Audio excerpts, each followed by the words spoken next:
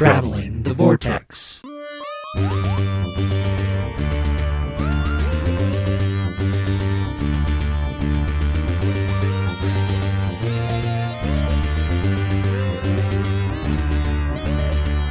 We've joined the Time Lord Victorious as he travels into the dark times and arrive at episode 496, where it all ends. I'm Keith. I'm Sean. I'm Glenn. And joining us tonight on the podcast for our discussion of Time Lord Victorious is our friend Tim Harvey from sci-fi4me.tv or Sci-Fi for Me TV, and also a host of TARDIS Sauce over there, which we frequently guest on. Tim, welcome. Thank you. Great to be here, guys. It's great to have you. It's nice to bring you over and talk to you on this side of the audio side of things. It's fantastic to be here, and this is a fairly sizable chunk of story to talk about. Yeah, there's a lot going on here. So, well, let's real quick. Let's talk about what we did this week. Did you guys watch or read anything this week that you guys want to talk about? I finally got around to watching 101 Dalmatians. Because I have never seen the live action version with Glenn Close. And the reason I got sparked to do that is that Sean was raving about Cruella on Facebook. And I thought, and I really wasn't sure that I wanted to see Cruella, but then I thought, well, now I kind of want to see the first, 101 and 102 live action films before I watch Cruella. So at least I'm going into it with some, comparisons. I don't think they're related in any way as far as sequel prequel go, but I did want to watch it, and I thoroughly enjoyed the first one. I didn't realize it was written by John Hughes. It's got a lot of his kind of style of storytelling, and it's funny. It's fun. I think it's sort of dated, and I don't think if it was made today, I don't think it would hold up because it's almost too farcical that I think that audiences of today probably wouldn't appreciate some of the humor and the slapstick in it. I may be wrong, but it just doesn't feel like a film that could be made today and not get a lot of flack. But overall, it's really good. It was a really good, faithful adaptation of both the book and the animated version. And I really liked the fact that, now I can't remember the Jeff Daniels character. I like the fact that instead of a songwriter, he's a video game programmer. I thought that was kind of a nice modernization. So, but I give it a kudos. It was good. I really enjoyed it. 101 Dalmatians is probably the best live action Disney remake, even of all the new ones they've done. Maybe Jungle Book. Excluding the new ones, which I have mixed feelings about. They're not bad movies inherently. It's just they're unnecessary movies. Yeah, exactly. Exactly. Yep. Well, they're necessary for the bottom line. Right. Well, Disney does it for the money. Disney does it because they have a moderate amount of success and actually a lot of success with a few of them. But they do it because they don't know how to make live action films anymore. That's why they had to buy up Marvel and Star Wars and all these other properties so that they could, turn out other live action films. I think they still have a grasp on the animated stuff, but they just they haven't been able to turn out an original live action film that's done anything very well. So, as long as people are going to make it fairly easy. As long as people are going to keep giving them money, they're going to keep doing it. So. Right, exactly. We have only ourselves to blame. That's right. We keep paying them. And at this point, it's all about brand management. Why bother trying to create something new when you can just keep repackaging what audiences already love? Right. That's not Disney's not the only one guilty of that, though. That's across the board. A lot of Hollywood does that now. Remake fatigue. Say it isn't so. Ghostbusters Afterlife. People tend to forget that it's a business. I'm actually still excited about that one, though.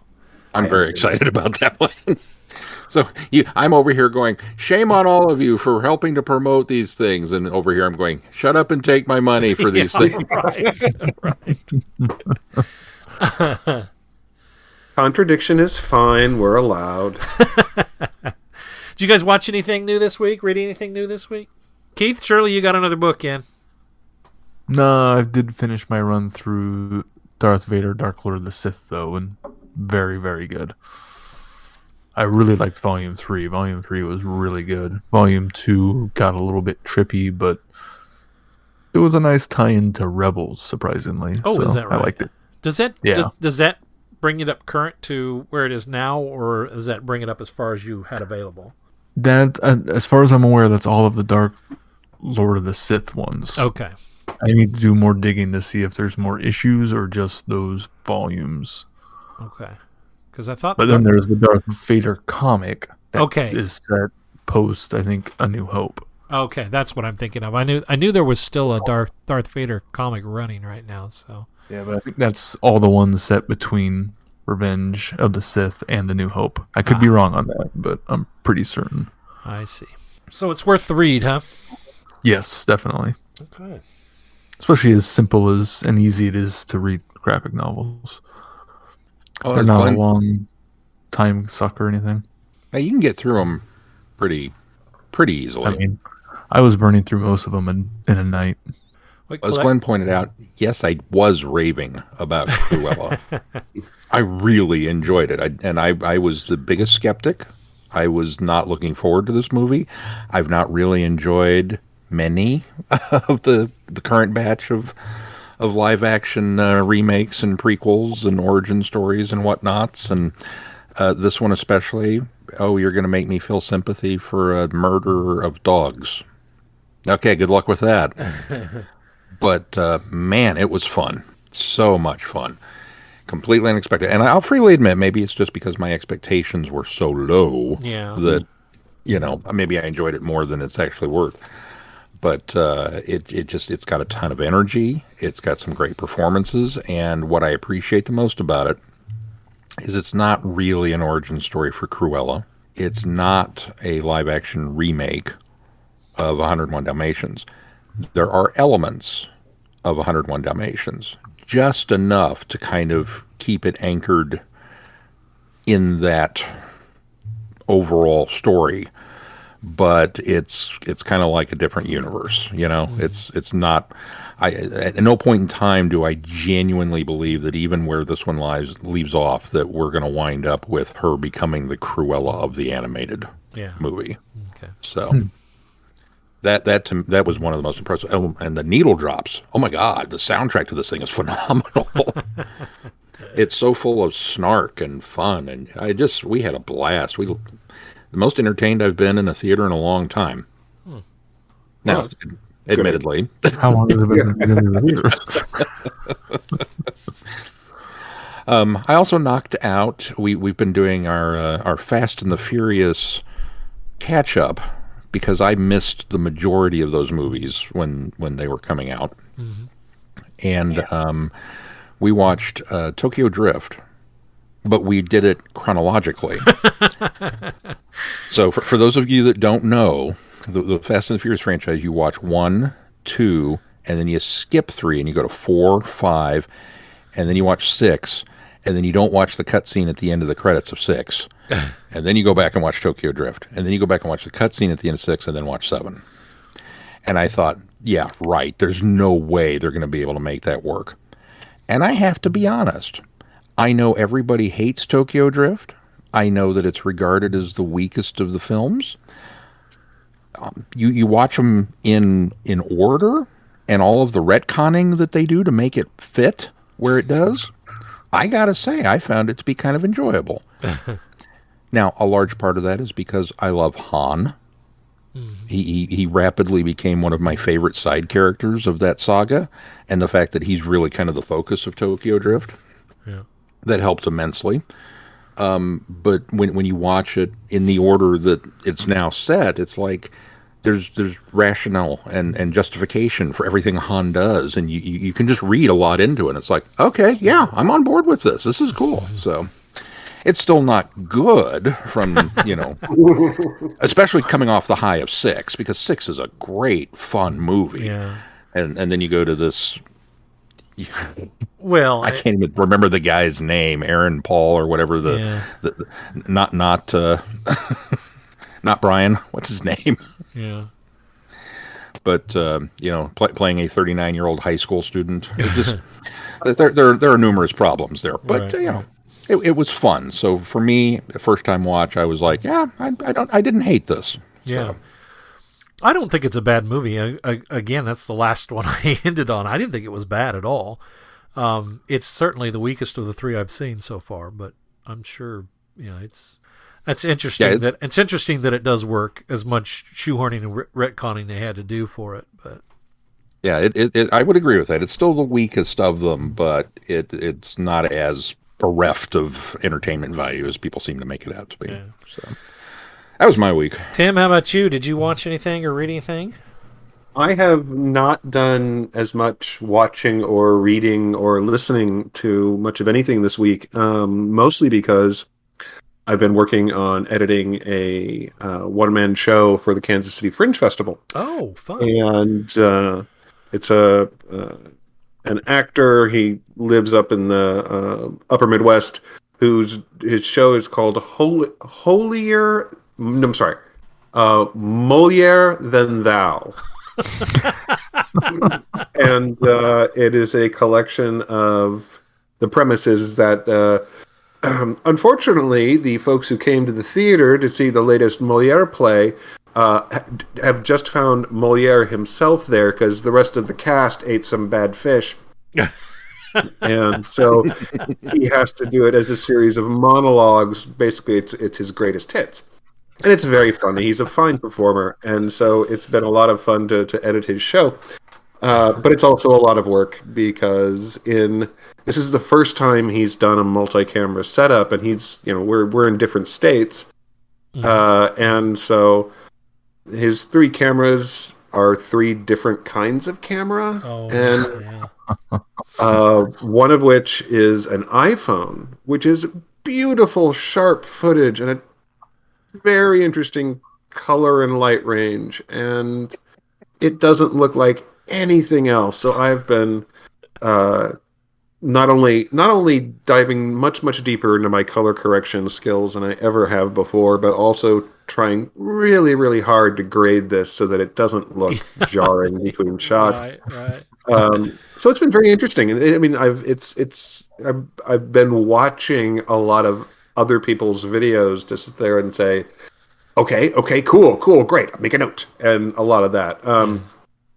And so the only thing I've been listening to, and I haven't been reading anything, I've been listening to a book I've listened to a number of times, mostly because I know that I'm going to lose concentration on anything else new right now because I have to keep coming back to this video.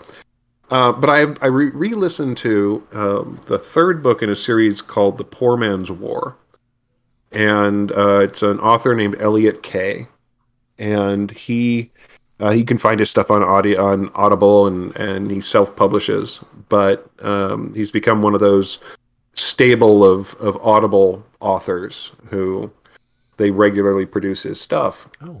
And it's a science fiction series where the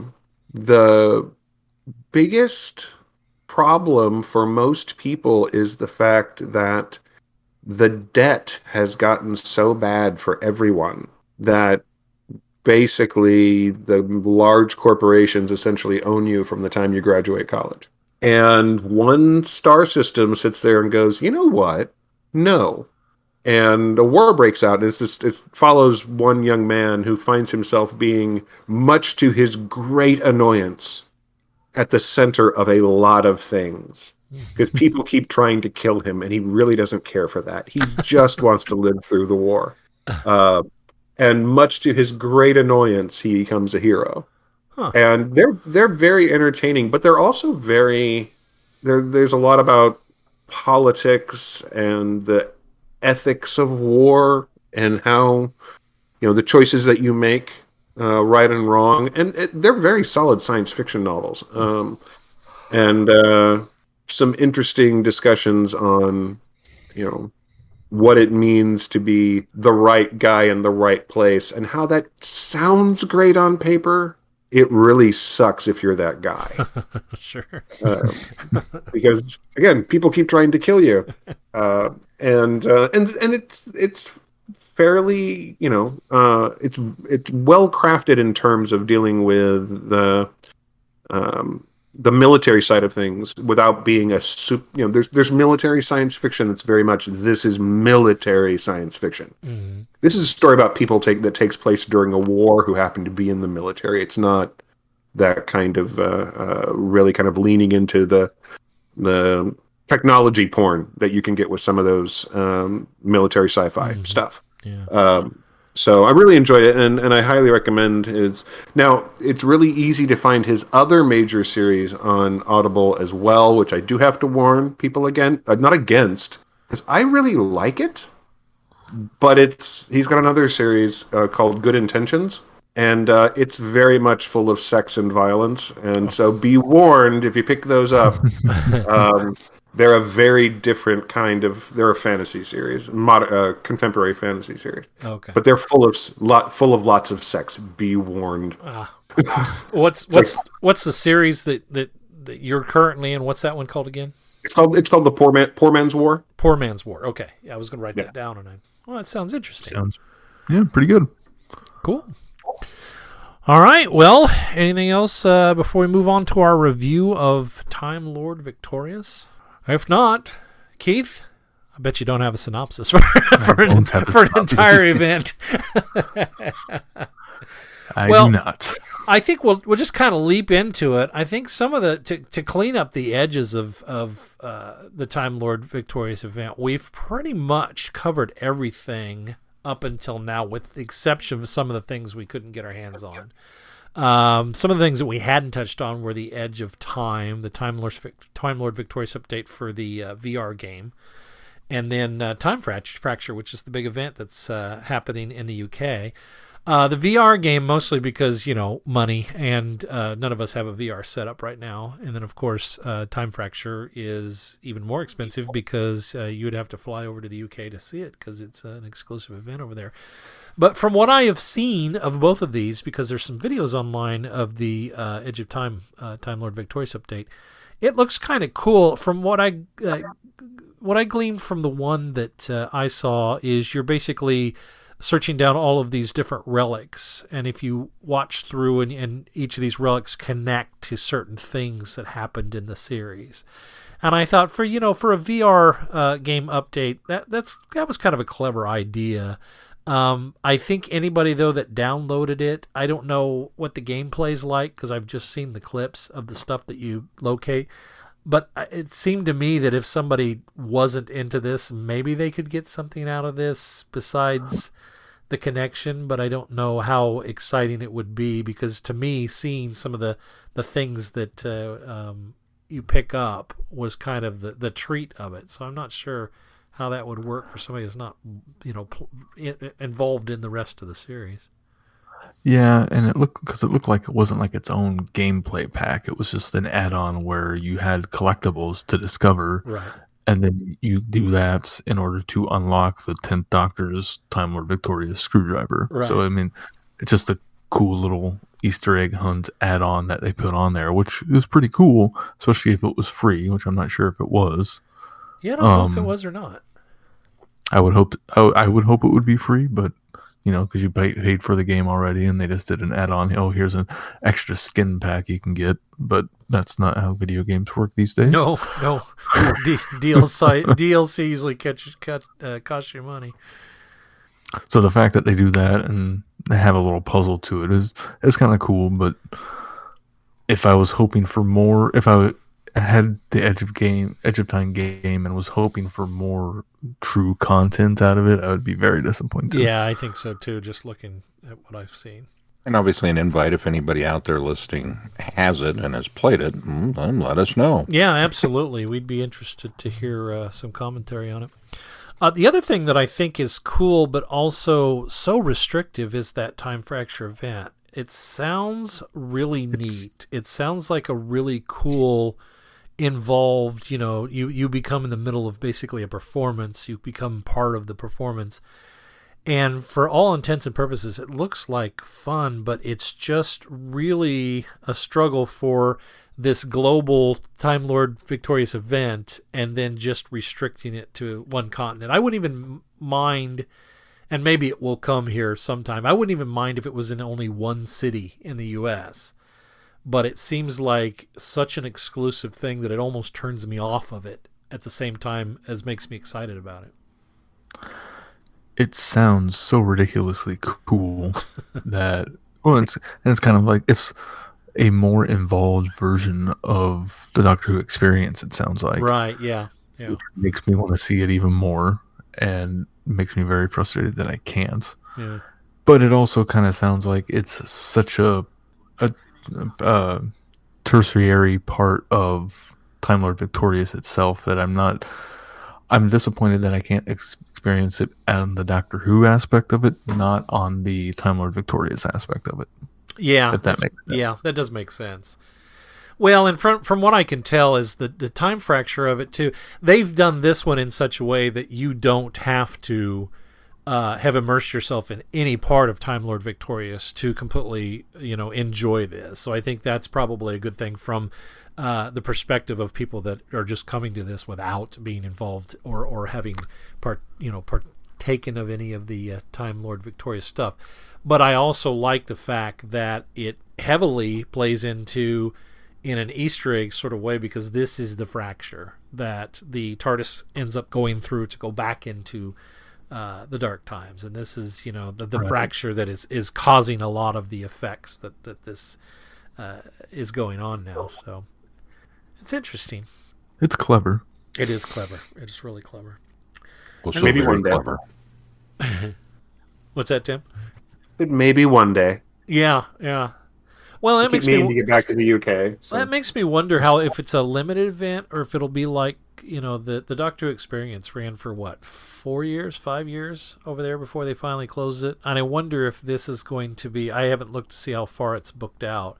I wonder if this is going to be one of those things that's sort of quasi. Whether it's temporary or whether it's kind of quasi-permanent, and I don't mean permanent, but indefinite, where they don't have a time where they're going to close up, and then maybe they'll wait until they stop selling, the event out, or stop selling tickets to the event and realize, okay, well, it's kind of run its course. I didn't look into it, deep enough to know if it's something that's going to keep going. The way the interviews from the Radio Times preview had made it sound like it was kind of just like most theatrical events, it's going to really depend on attendance. Sure, yeah. That was kind of the impression I got too. And I think the last thing, I think we talked a little bit about the shirt, which I thought was interesting that they have a shirt that was in this, and the glowing part. The thing that I think we missed at the very beginning, which I think we were going to talk about, and I think maybe we sort of revisited it when we did the print and play game, but we didn't talk much about the actual thing that started all of this, or I should say the beginning of all of this, the first available thing, which was the escape room over in which, again, another exclusive to the UK. But we didn't talk much about that. That one was the hardest for me to find any reference material on, and look back and look at it, because there's just not a lot out there. In fact, I couldn't find very many reviews of it particularly as well. But I mean, I think it's a neat idea. I think that having that game connect, well. So let's launch into the event as a whole. Let's start talking about the event as a whole, since this kind of takes us back to the very beginning. I think that the concept of this, of doing a multi-platform Doctor Who event, on paper was a good idea. I got so sucked up into it as, I think September or so is when I first sort of got caught wind of what was happening with it and got interested in it. And I got really excited about it. And I thought, what a great idea. And at the time, I didn't really consider how much, if you really wanted to do all of it, how much you would have to invest in order to do so. And so I think that the idea on paper was a good idea, but I don't know after reaching the end of it if the payout was worth it. Does that make sense? What do you guys think? I mean, as far as everything together. I think I agree with you, and it's a thing where the core of it, of like the audios and the books that tied it all together, the main thrust of the story was well done. It's when they started adding on a whole bunch of other stuff just to loosely tie every single thing that was coming out into it, is when it got unwieldy and a little unnecessary, where a lot of it is so not really connected to Time Lord Victorious aside from a line drop. It feels like they shoehorned it in. There's so much of it that didn't feel needed to the overall story, that they could have trimmed the fat and made it a much more cohesive and better told story. I suppose that's fair. I've been struggling with this for a while because I don't want to take necessarily anything away from them. There is a large amount of audacity to attempt this. It's a big story. It's a multi-doctor story. It's a multi-platform story. You've got books and audio adventures and comics and all these other things that are all meant to, tie in. All by different publishers, all, with a whole different range of licensing people involved, all with, and everything has to come back to the BBC. So we assume, unlike the recent Star Wars trilogy, that they probably mapped something out. Yes, I'm going to dig on that one more time.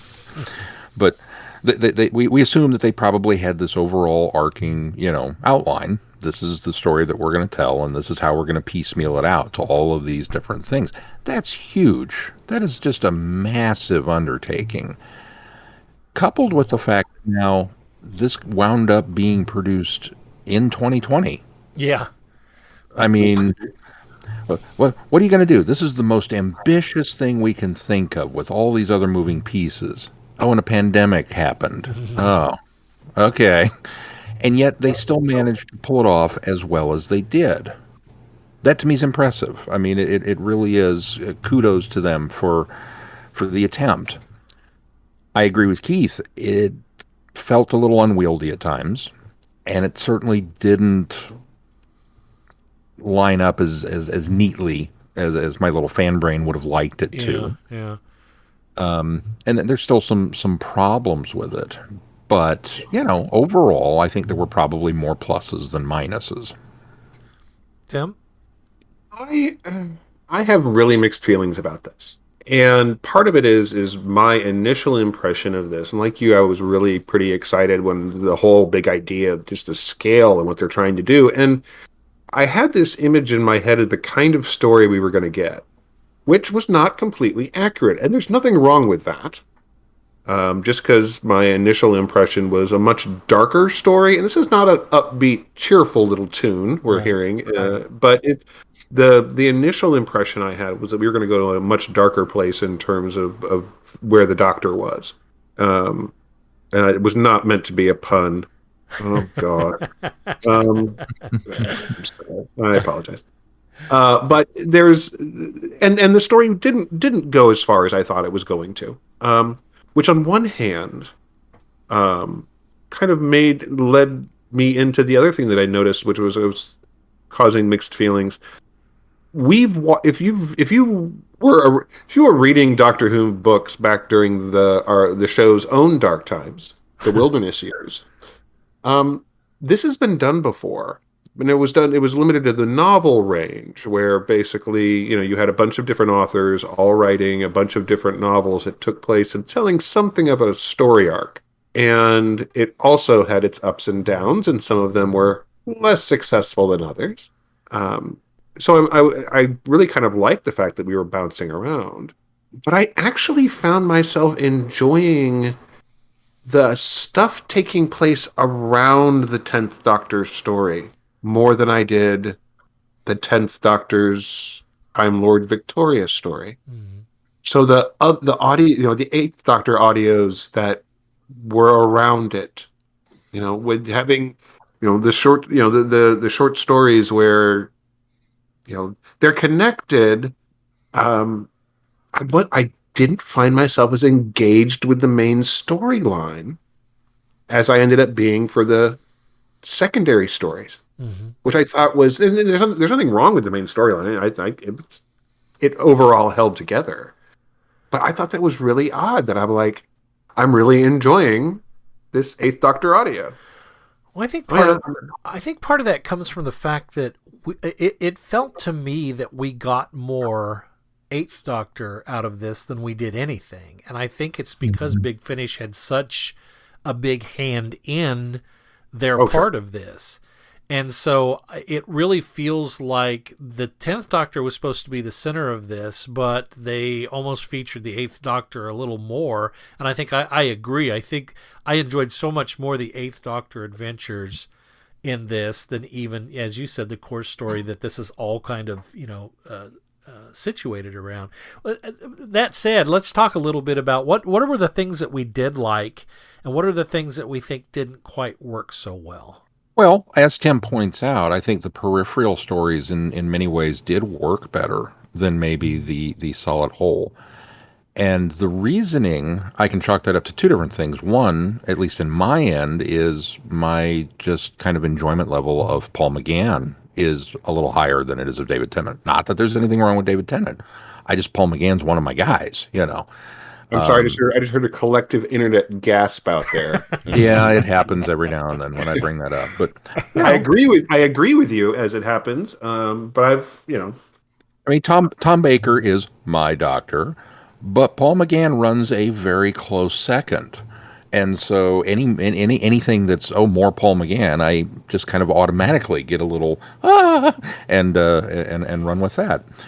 So that's part of it. But the other part of it is, as you pointed out, Tim, that we were kind of under the impression, and I think we all were, because we certainly talked about it here, that this was going to be a darker story. mhm. That it was kind of set up to be are we prepared for the Doctor to go where this is going to go? And that builds in an intrinsic distrust of the events. Because at its core, he's the hero. Uh-huh. He is the star of the show. He is the character that we know and love. And while it makes for good drama, and it's very heart-wrenching on our part to have him put through a trial of this nature, it's also in our deepest heart of hearts desires not what we want. Because we want the Doctor to be true and noble and heroic and not necessarily out there committing genocide.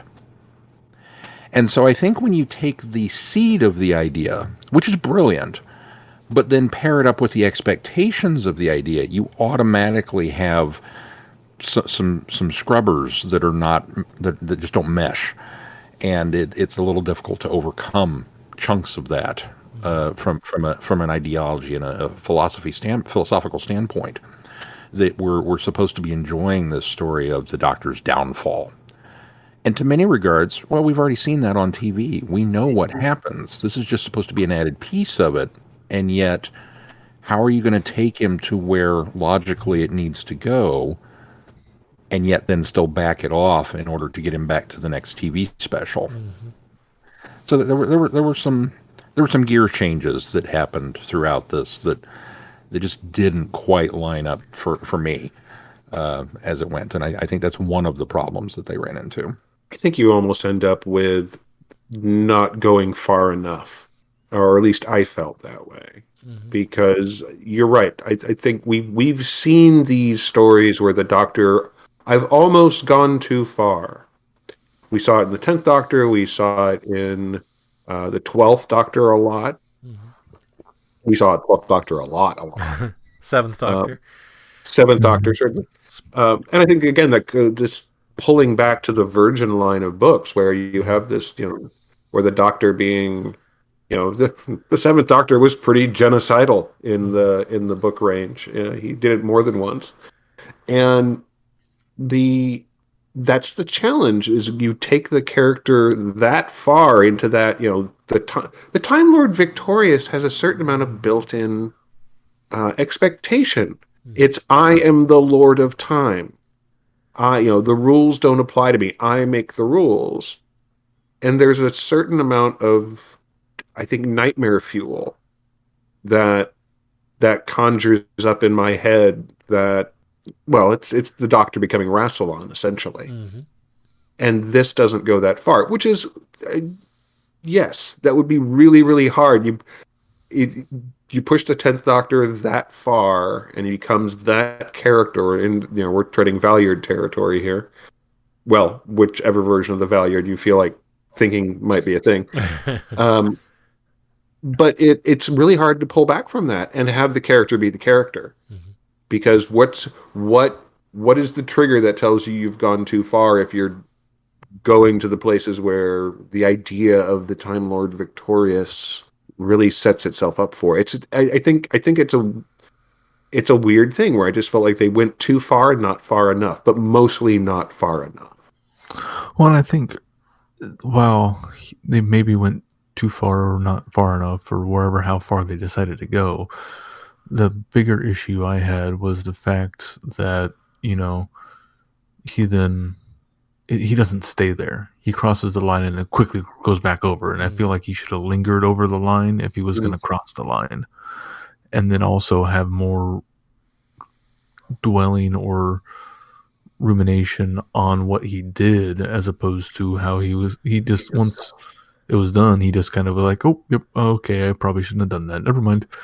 And not necessarily tried to undo it either. So it's not like they didn't commit the landing is the problem. I think the build up to everything is fantastic and well thought out, but then it gets to the end and stumbles because there's no follow through with it. He doesn't necessarily, there's nothing there that gives us a reason to think he should change his mind, other than he all of a sudden does. Right. And then there's no ramifications for what he's done. There's no exploration of the ramifications for what he's done. There's no consequences.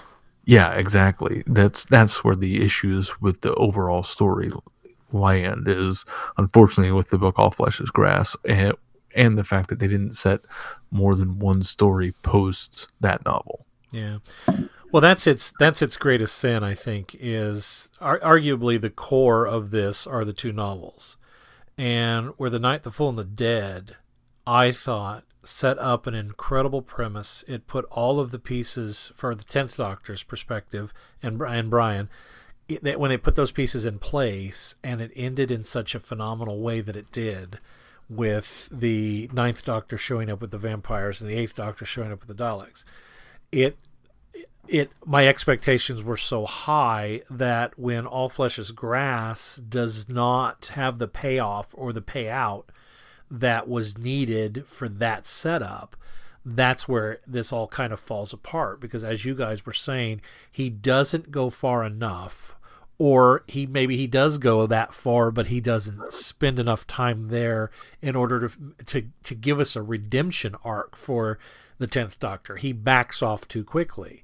And I think we talked a little bit last week when we reviewed Echoes of Extinction, that at least that story brings back some of the, or at least drives home that the Doctor learned some lessons from all this. It doesn't really necessarily redeem him or doesn't give him a redemption story, but it's at least he understands how bad it could have been, and what he did was at least regretful for him.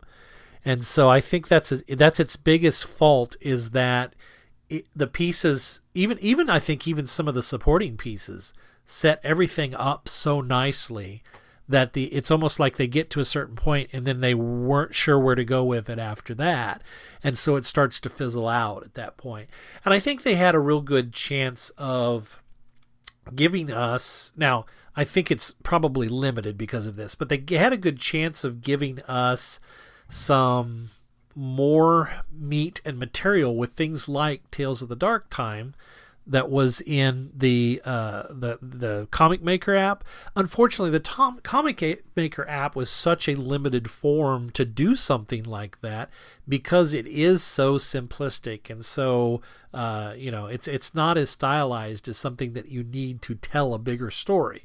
And so they were unfortunately relegated with the kind of short form side stories that were completely unnecessary. I mean, yay, they connected and they had characters that we were familiar with, but they didn't, they were totally, that was kind of the fat that I think, as Keith was alluding to, could have been trimmed.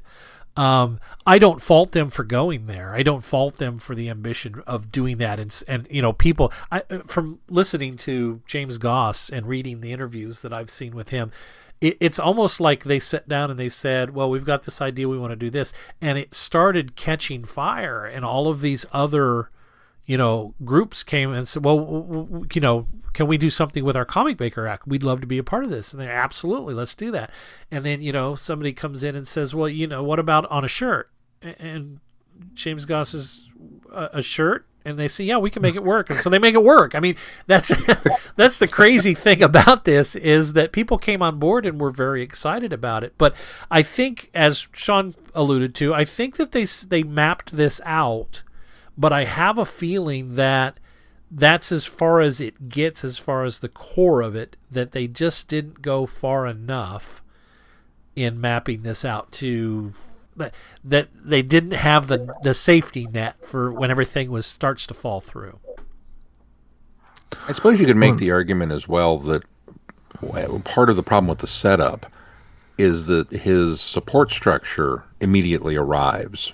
That we don't necessarily get to spend enough time with the 10th Doctor in Time Lord Victorious mode before his other selves show up and tell him, dude, this is a bad idea. I would have liked to have, obviously we know it's a bad idea because this is not the Doctor.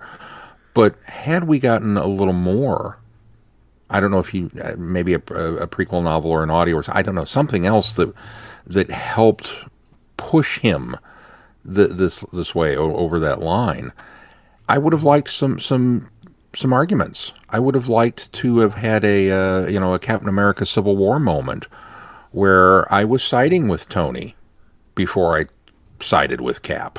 You know what I mean? Yeah. And instead, when both 8 and 9 show up and they're like, dude, and they brought vampires and Daleks to really drive that point home, it's very easy to see, no, you are totally on the wrong side of this, and so we don't get that moment of crisis. And then that kind of impacts the rest of the storytelling. But no, you're absolutely right. It's the landing. You have to stick the landing. And this, it falls into the same category as, best of both worlds. I'll go back and bring up Star Trek again, where part 1 is amazing and part 2 is okay, because it's kind of this is how it had to end, but we weren't really sure until we got there. Right. Mm-hmm. Well, it seems like whenever anybody joined on, they were like, okay, here's a build-up, here's a build-up, here's a build-up. Keep building on to the build-up of the event, as opposed to, well, let's make sure the middle is fleshed out. Let's make sure the end is fleshed out. They all tacked on to the beginning of it instead of spreading out the wealth. Yeah. Well, they leaned too heavy on that novel, too, to kind of fix everything. And I think that while we did get a big finish story of after as the 8th Doctor goes back, I almost think you could have, instead of putting all the weight on the second novel, and of course now this would have gone against what they initially said they didn't want to do, but if you hadn't put all of the weight on the novel and you had spread it out and given it a comic treatment on the backside and the novel and an audio treatment that sort of supported each other, then I think you could have made it work, because you would have had more room to tell a story. You'd have had more room to have those conflicts and confrontations. But unfortunately, they weren't able to do that.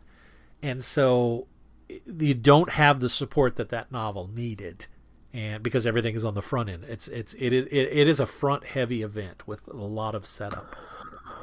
Well, I think their release, I know the goal of, you can jump in at any point and be able to kind of follow along. And for the most part, that's true. I think they should have paid closer attention to releasing it linearly so that it was easier to track what was happening when, and then they would have been able to maybe add some to the back end because, well, this comic's not going to come out until after the book is out. So therefore, Right.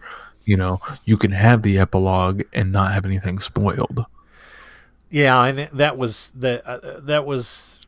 whoever's in charge of the overall thing. That was one of the faults I felt, was that we never got a really good roadmap, because they did release on the Doctor Who website at least two, roadmaps. One was things as they were in release order, and then one was read by order, but it wasn't a very well done read by. It almost needed to be more of a flow chart than a linear chart split into three parts. I think that was another thing. So they didn't have, for those of us that were engaging in all of the product or as much as we could, they didn't give us. I think we needed a little more hand holding than we got. We were forced to put together the pieces of a puzzle that we didn't quite have all the pieces to initially, and I think that kind of hurt it as well.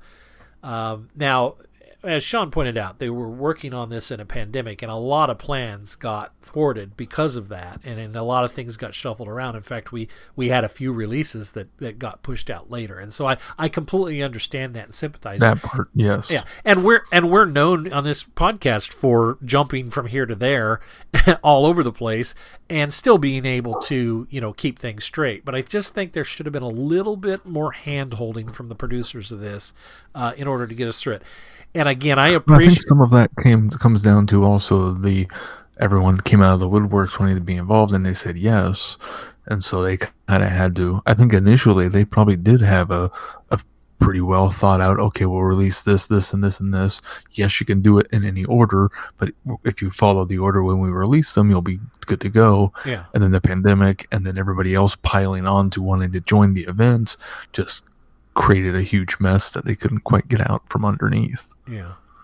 Man, And this is not to say it's a train wreck, because it's not. I mean, No, right.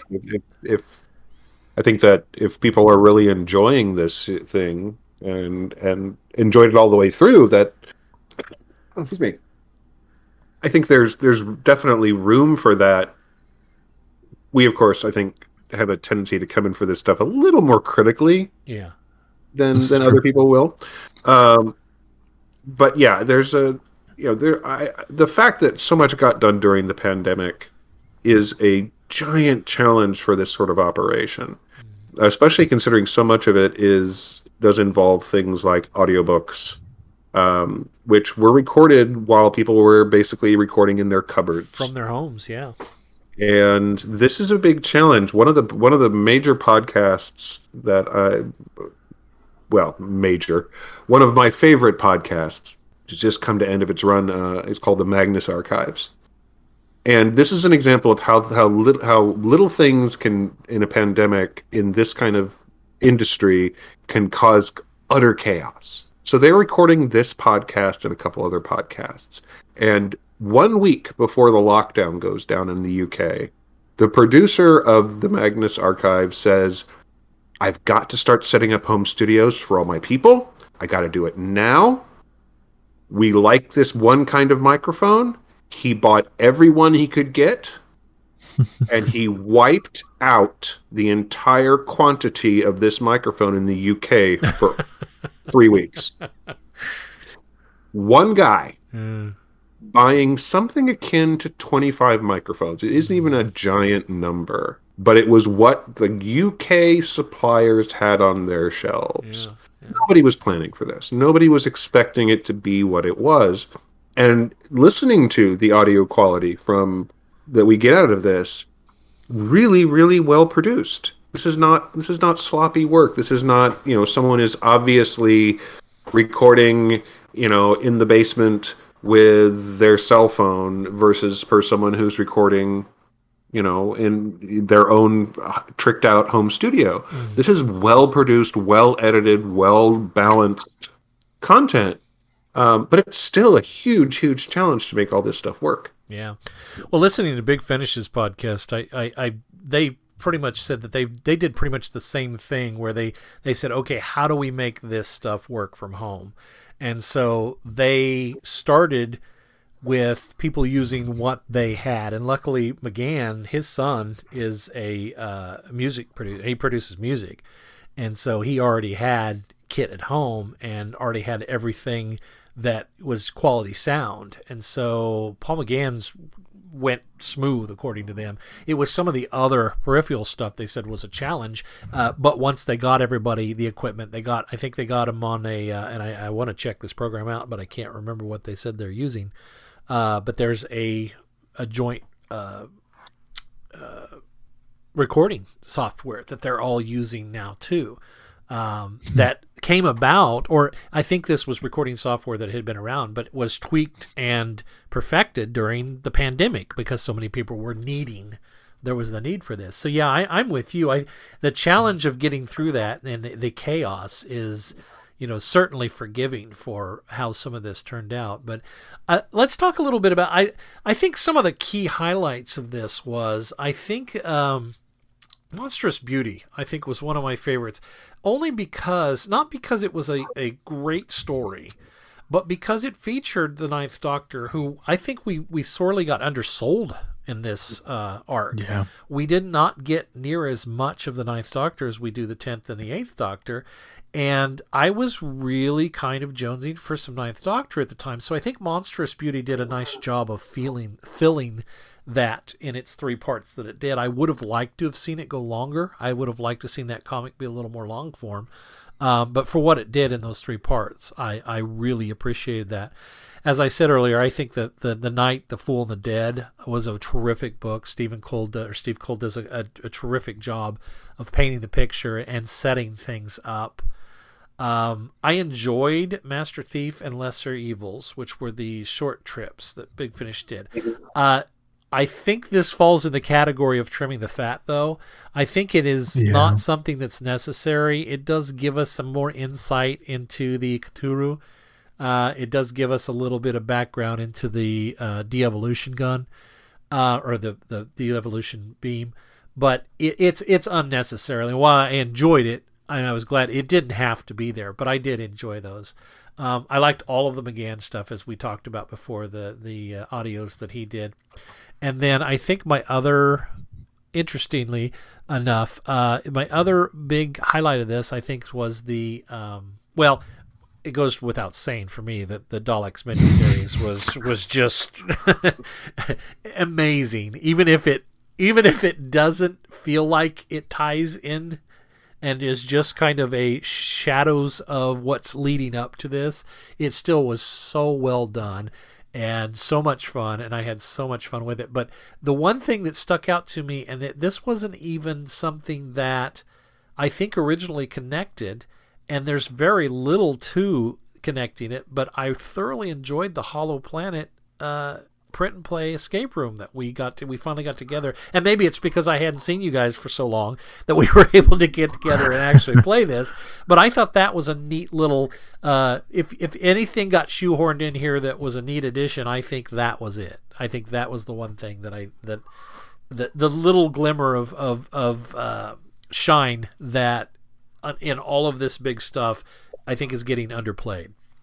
I thought that escape room thing was a lot of fun too. It didn't necessarily have to be a Time Lord Victorious event. It could have just been an event, and we could have reviewed it whenever, and I think it would have been a lot of fun. Yeah, Agreed. Yeah, I really liked the Daleks. That was so much fun, and possibly because we don't get. If you're old enough to remember, God, I hate doing that now. I still do it. I do it so much. I keep getting older, which is good. I mean, getting older part. It's when you stop getting older that the issues arise. Not really that many issues, really. Just one True. issue when you stop getting older. Just one really big issue. Well, the problem is that not only is it one big, really big issue, it's an ongoing one. It's a never-ending issue. There you go. It is. There was a time, and of course, it was never going to happen, when the Daleks was potentially going to be a U.S. TV series. Yeah. Perry Nation was shopping it over here, and luckily it didn't happen, because I can see that way be lying bad things. Mm-hmm. But having a show just focusing on the Daleks, shows focusing on the villains, have real potential, and we don't get a lot of them in things like Doctor Who. So having that, and it was just fun animation. I mean, it was fun to look at. It was fun to watch. I like having those kind of, oddly enough, in a show about the Daleks, it was strangely cheerful. Yeah.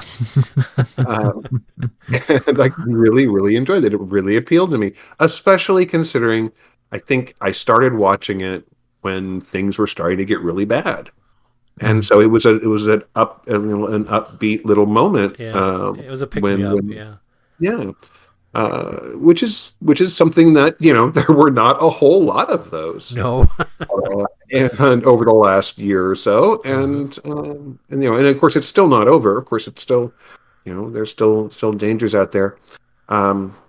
Interestingly enough, I think one of the things I enjoyed the most was one of the most tangential, and that was the Canaries, the short story. Yeah. Because there's so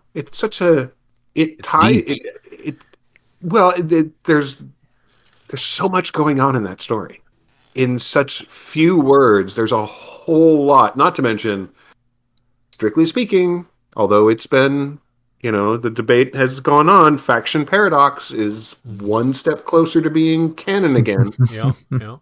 And which has its own crises that will develop if they actually tried to do that, because there's ways for storylines to go off the deep end. But I really, really appreciated the fact that it ended up being for very few words, so much information is packed into that, and so many. It's a multi-doctor story in a way that You don't expect. you don't expect. You really don't expect. I thought it was really, really well written. Yeah, I enjoyed that too. I think Daleks also had the benefit of being the lone televised component. That because we're so used to Doctor Who as a visual medium, and we can't wait for the show to come back. And well, we're in that long, cold, dark corridor between seasons where there is no sunlight. Sorry, I depressed myself. But then along comes this little thing, and it's 5 episodes, and it's kind of goofy, and it's animated, and it's all about the dot. Doesn't matter. I'm watching Doctor Who. Okay, so there's an automatic uplift there. I think the biggest beat they missed, and maybe it's because it was probably shot and written so far ahead of this that there was just no way to tie it in. But I think the beat that they missed was not tying the New Year's Day special in, especially since it was a Dalek story. And I don't even think it had to be a culmination. I don't think it had to be even heavily connected. I think even a name drop or a mention in it could have made it feel like, could have connected to the event in such a big way. And I think that was probably a missed beat. And again, I don't know how that worked out. The script probably was written, much longer before this thing even came about. They probably filmed it way back in the beginning of last year, because they did all that, pre-lockdown in the UK in the fall. So, but I think that was one of the biggest beats they missed. Really, I would agree. I really dazzled you with that theory, didn't I? You did. You really did. You got me. You got my hopes up so much that was just so shattered. But I can't get you to bite on the Omni rumor. No. Some things are too big to bite. Right. Well, what else before we wrap our show up, guys? What else did you guys want to talk about on this set? As somebody who remembers the old Doctor Who magazine, all these little peripheral little things that went with the figures, the figurine collections, I was flashing back to being a teenager looking at some of this stuff with the cutaways of the Daleks, and there's not a whole lot to them. They're not very long. They're just a few pages, really.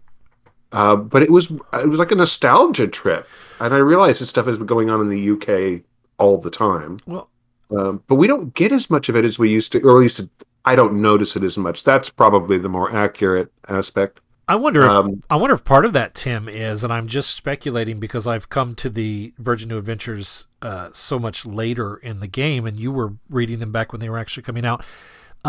This sort of reminds me of these particular things, especially sort of remind me of those preludes they did with the Virgin New Adventures. So in Doctor Who magazine, they would always have that prelude short story to whatever book was coming out.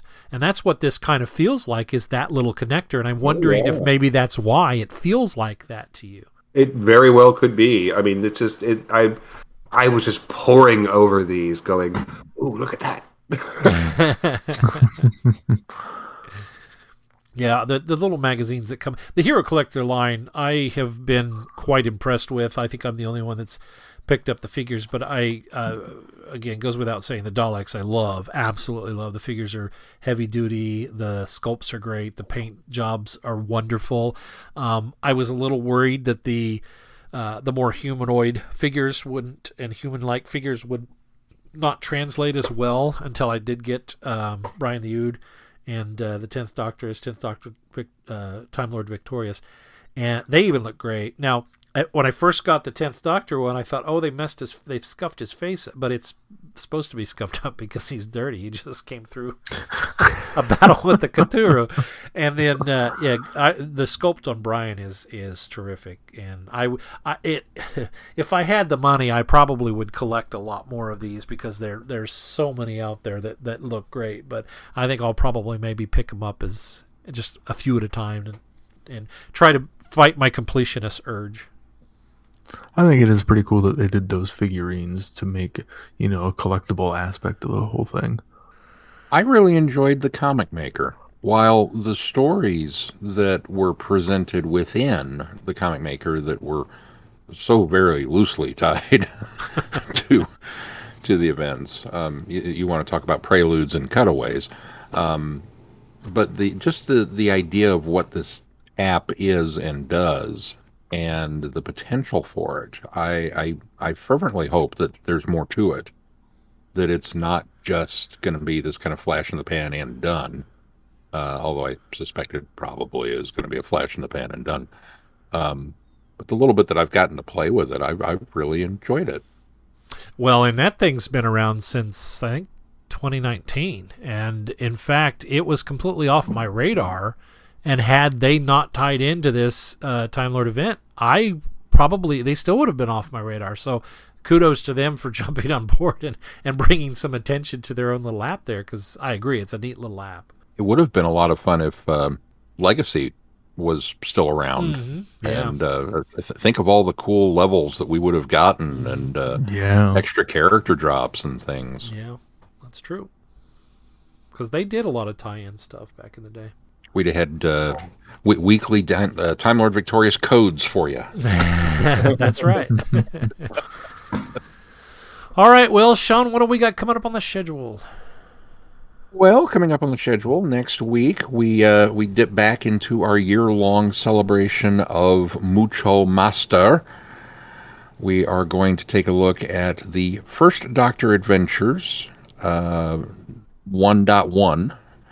From Big Finish, which is called the Destination Wars. I can't believe you just said 1.1. 1.1. I've determined it's almost easier just to, Series 1, Episode 1. Series 1, Episode 1. It's 1.1.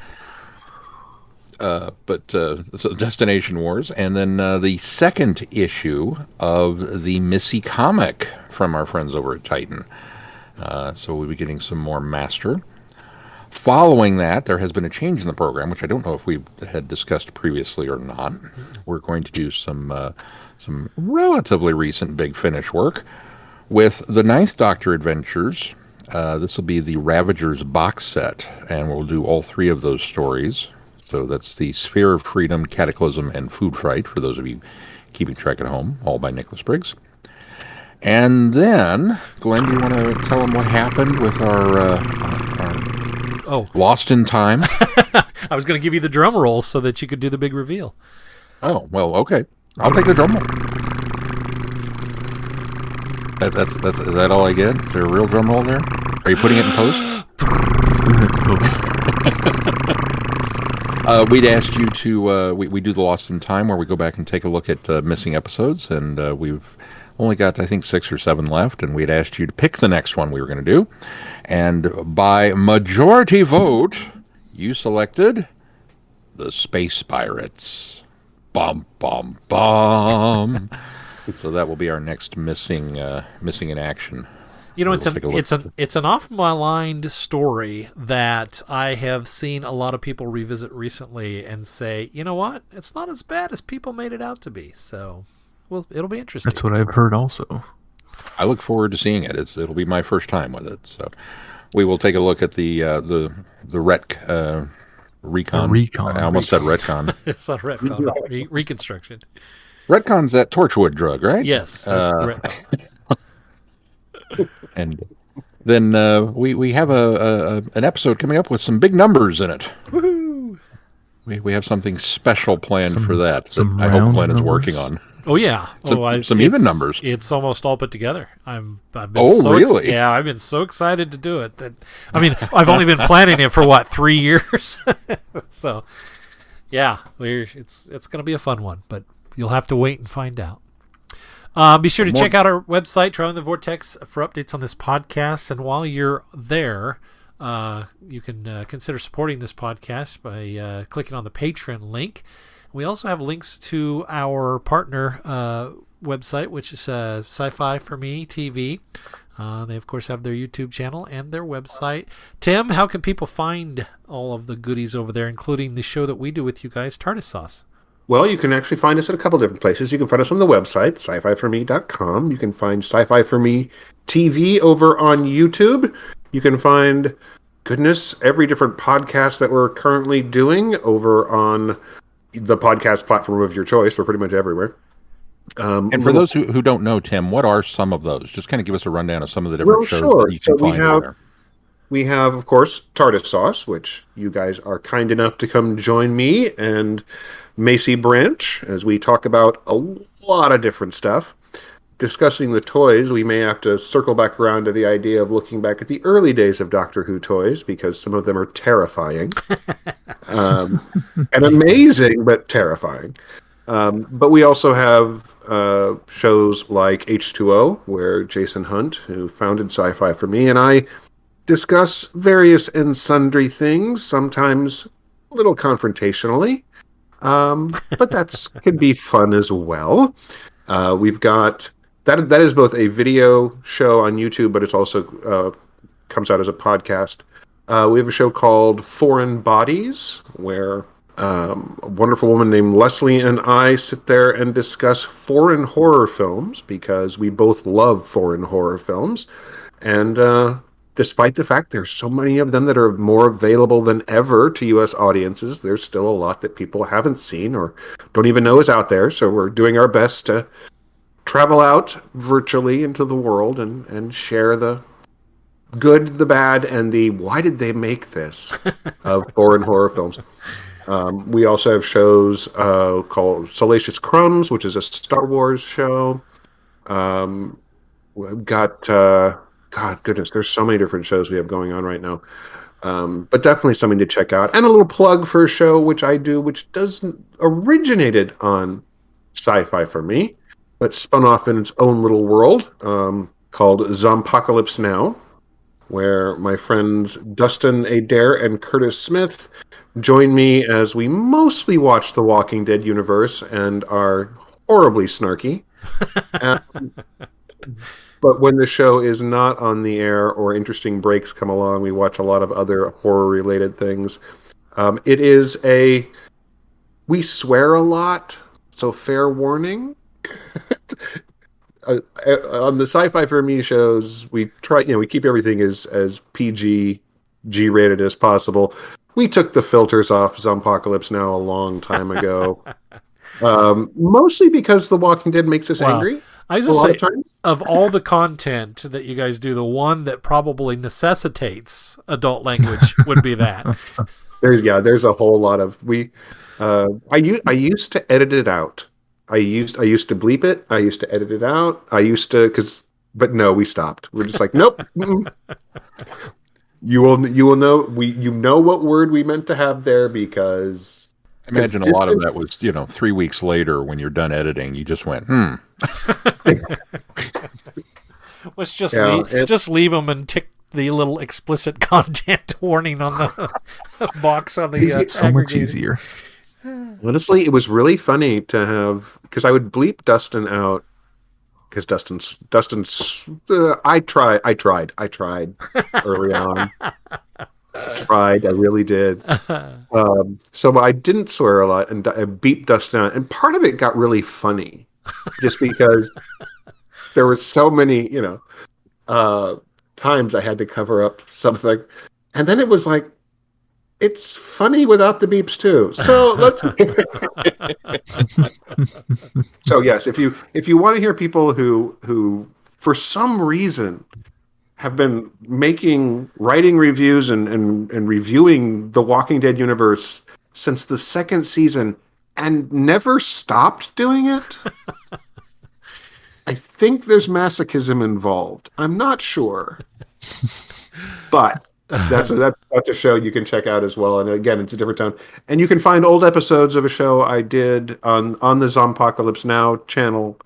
You can find old episodes of a show I did called Family Movie Nightmare, where I recorded. My kid and I looked at some horror for about 6 episodes or so. We did a little spin-off show. Which is also very sweary because my kid and I are also very sweary.